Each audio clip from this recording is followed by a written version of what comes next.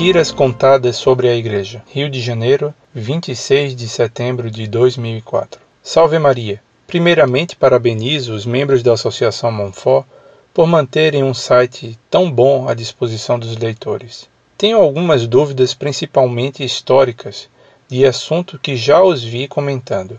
Primeiro, tenho uma dúvida em relação à Idade Média. Na época moderna, o indivíduo, em tese, tem igualdade perante a lei, direito à própria vida e ao próprio corpo, o habeas corpus, diferentemente do período feudal, onde isso era decisão do nobre, do senhor feudal ou do imperador.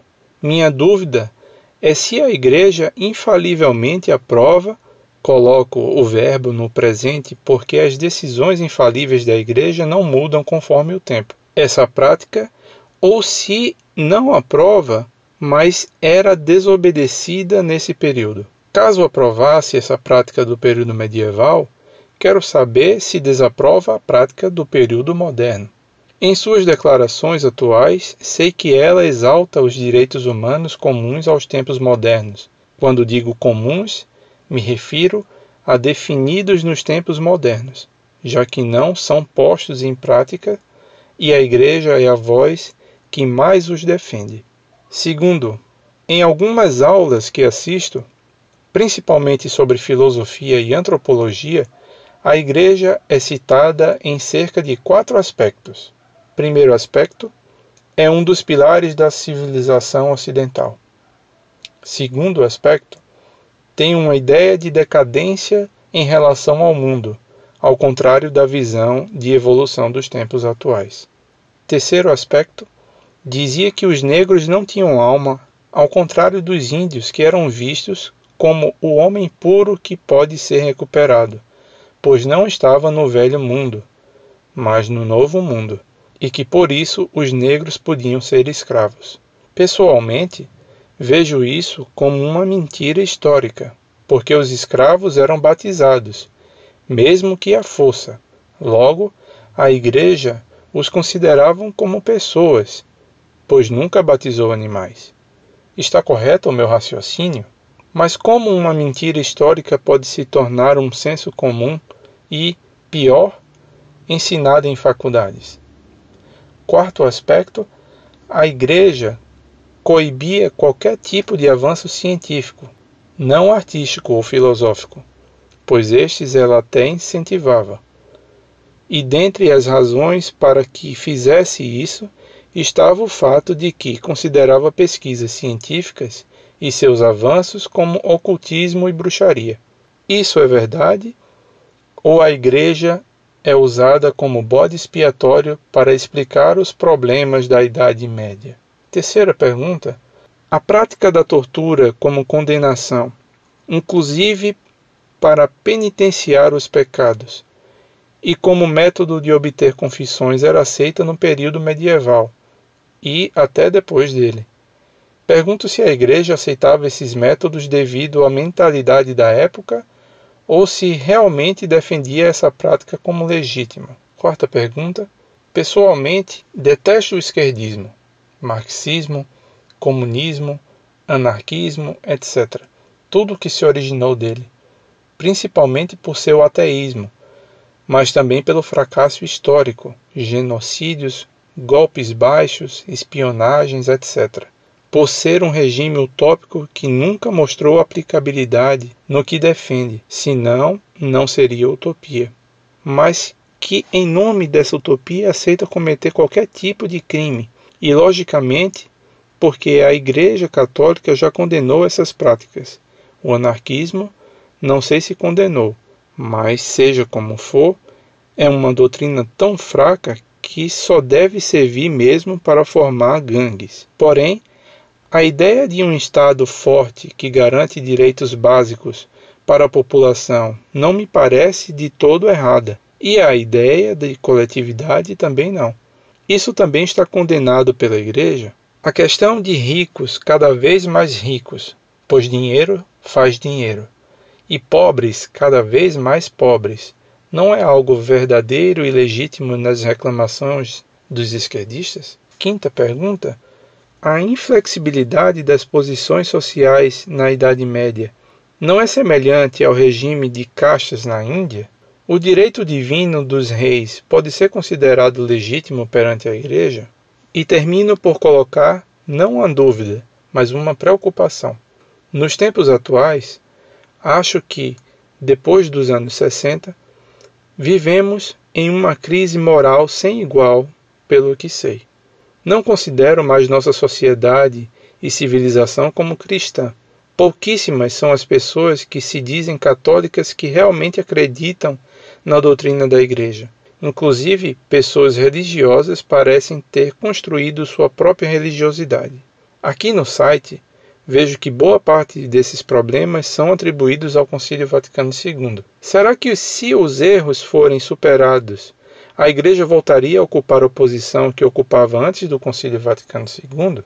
Digo isso porque a população não é mais realmente católica, e não creio que a ideia de ser obediente à Igreja possa voltar a reinar entre os católicos, 73% da população brasileira, que já provaram de uma vida onde a religião é marginalizada e cada um crê no que quiser, mesmo se dizendo católico. Sou muito jovem e tenho poucos conhecimentos de como era a atitude dos católicos algumas décadas atrás. Era muito diferente? Peço perdão a Deus porque não sou ninguém para julgar a fé dos outros, mas a atitude atual, em geral, me parece uma aberração. Obrigado e me desculpem pelo tamanho da mensagem. Muito prezado, salve Maria. Muito obrigado por suas palavras de elogio ao site Montfort. Peço-lhe que reze a Deus por nós, para que nos dê graça e forças para bem servi-lo. Você diz algo errado sobre o feudalismo. O imperador e o senhor feudal não tinham direito absoluto sobre seus vassalos, e caso ordenassem a prisão de alguém, injusta e abusivamente, estariam contrariando a lei natural, os mandamentos de Deus e os costumes feudais que tinham valor de lei.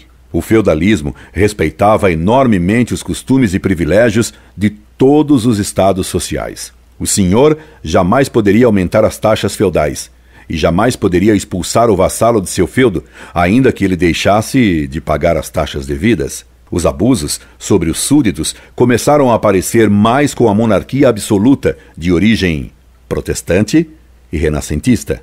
Mesmo assim, os reis absolutos tinham menos poder do que um prefeito qualquer hoje. Luís XIV se queixava que não tinha direito nem sequer para proibir que houvessem cabriolés em Paris. E Malesherbes, ministro de Luís XVI no século XVIII, se queixava que a França estava tão bem armada de privilégios que era fácil a qualquer súdito dar cheque-mate ao rei, o que tornava a França ingovernável, segundo ele. Sobre a igualdade de direitos naturais e a desigualdade de direitos acidentais, peço-lhe que consulte meu trabalho Desigualdade e Igualdade de Direitos no site Montfort, onde trato longamente do mal da igualdade. Você está bem certo em seu raciocínio sobre a posição da Igreja face aos negros e índios como seres humanos, dotados de alma imortal. Por isso, a Igreja os batizava depois de catequizá-los. De onde tiraram que a Igreja os batizava à força? Isso é falso.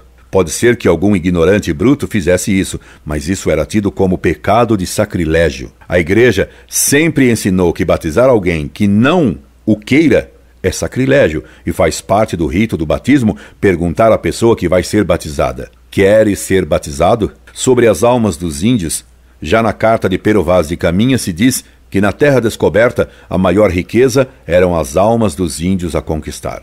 Você me pergunta, mas como uma mentira histórica pode se tornar senso comum?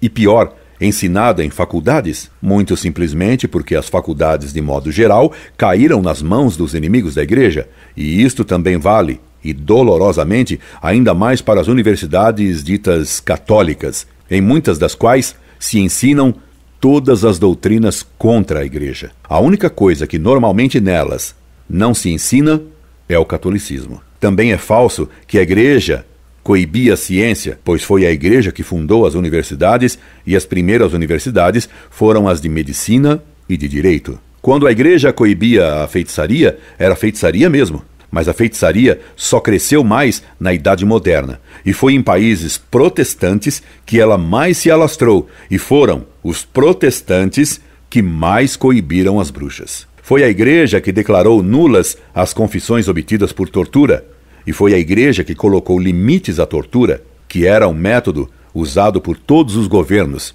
e que a Igreja combateu. Você me pergunta se a ideia de coletividade também é aceitável? Claro que não. O direito de propriedade particular é um direito natural. Leão XIII demonstra que abolir a propriedade privada é escravizar o homem. Por isso, todos os regimes socialistas geram escravidão, totalitarismo, polícias secretas, campos de concentração e etc. Finalmente, você me pergunta sobre o Vaticano II.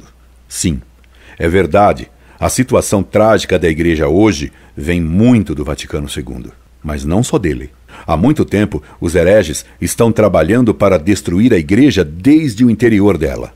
Nossa Senhora de Fátima profetizou um próximo triunfo da Igreja e o retorno à situação anterior. O que não significa que o Papa, subindo a montanha com a cruz e sendo martirizado, como mostra a visão do terceiro segredo de Fátima, significa que imediatamente os católicos ficarão bonzinhos. Quando se levou muito tempo indo numa direção errada, leva-se muito tempo para voltar.